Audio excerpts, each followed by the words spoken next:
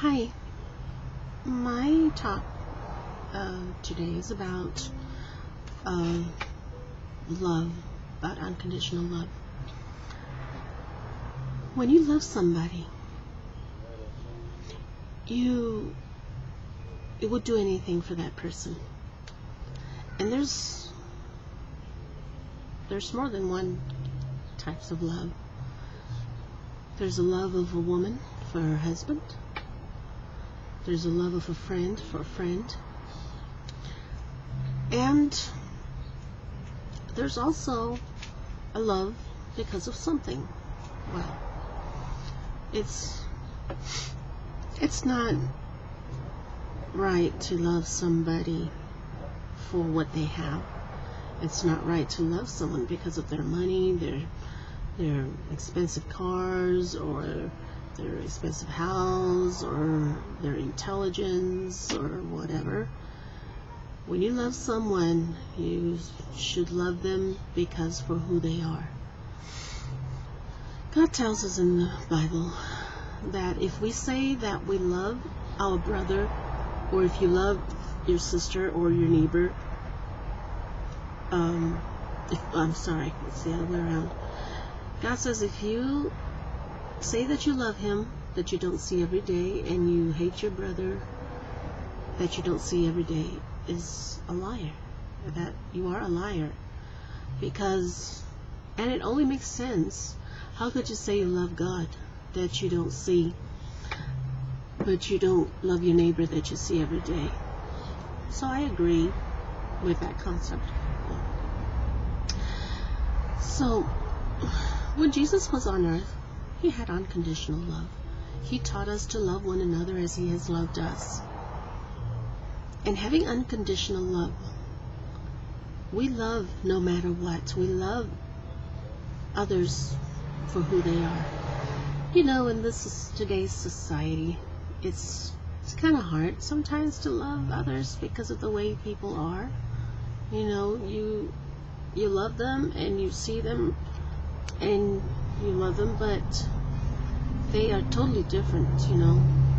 It's like you look at them and you think that they're normal, and you get close to them and you find out that they're out of the world somewhere, that which is kind of funny, but it's true. And what I would do in that kind of situation, I would just leave them alone and pray for them. You see, when you love, you're also letting them know that there is God within you, that the light of God is within you. It's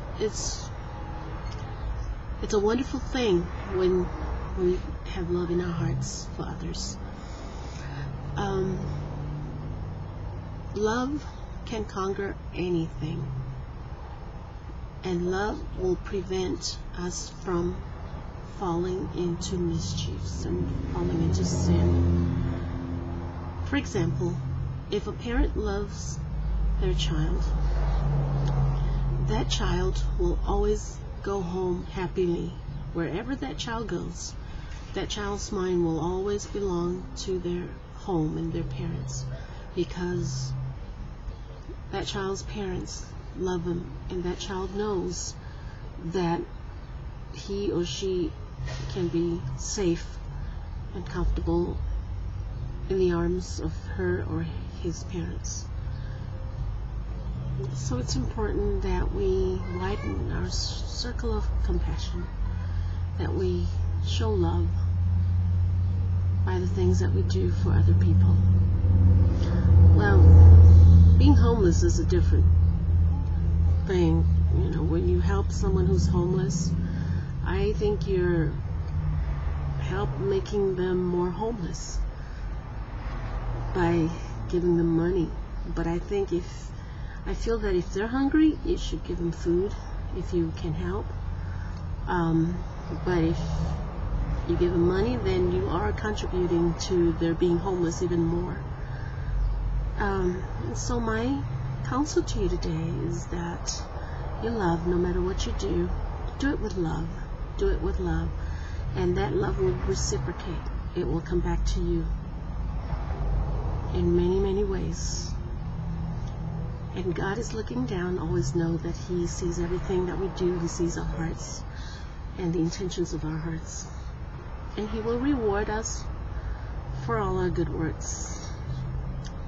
So when we have love in our hearts, when we have compassion, we also manifest blessings and abundance, and good things come to our lives. The universe responds depending on how we manifest, depending on how we think. You see, our minds are very powerful. If you manifest good things will happen. Then the universe will respond that way.